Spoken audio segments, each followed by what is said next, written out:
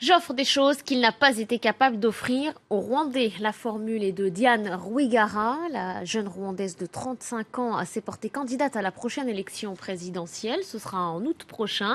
Elle est le troisième prétendant issu de l'opposition à vouloir affronter l'actuel président Paul Kagame. Les précisions de Thaïs Brook depuis Kigali.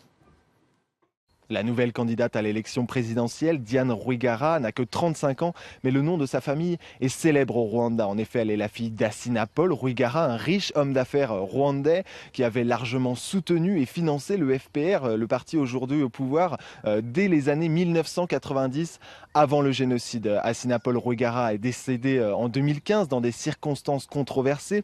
Diane Rwigara avait alors estimé qu'il avait été victime d'un assassinat lié à ses affaires orchestré par des hauts responsables du FPR, une version contestée par la police à l'époque, qui elle avait parlé d'un banal accident de la route.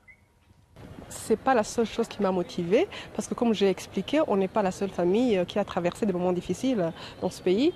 Ce que j'ai remarqué, c'est que beaucoup de Rwandais vivent dans la peur. Seulement, la seule différence peut-être, c'est que nous, notre famille s'est exprimée, c'est tout. Mais ce qui s'est passé dans notre famille se passe dans beaucoup de familles ici au Rwanda.